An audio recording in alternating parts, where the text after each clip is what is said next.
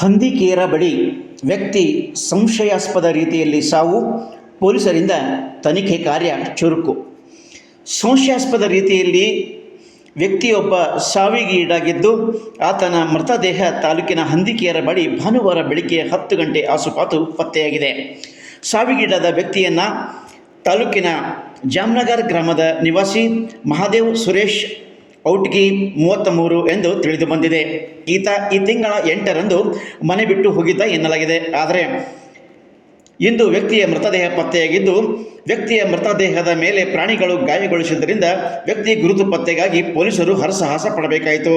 ಘಟನೆ ಹಿನ್ನೆಲೆಯಲ್ಲಿ CPI Santosh ತಟಪಳ್ಳಿ, PSI Suresh Kumar Chauhan ಸ್ಥಳಕ್ಕೆ ಭೇಟಿ ನೀಡಿ ಪರಿಶೀಲಿಸಿದ್ದು, ತನಿಖೆಯ ನಂತರವಷ್ಟೇ ಘಟನೆಗೆ ಸ್ಪಷ್ಟ ಕಾರಣ ಏನೆಂಬುದು ತಿಳಿದು ಬರಬೇಕಿದೆ. ಘಟನೆ ಕುರಿತಂತೆ ಹುಮ್ನಾಬಾದ್ ಪೊಲೀಸ್ ಠಾಣೆಯಲ್ಲಿ ಪ್ರಕರಣ ದಾಖಲಿಸಿಕೊಳ್ಳಲಾಗಿದೆ.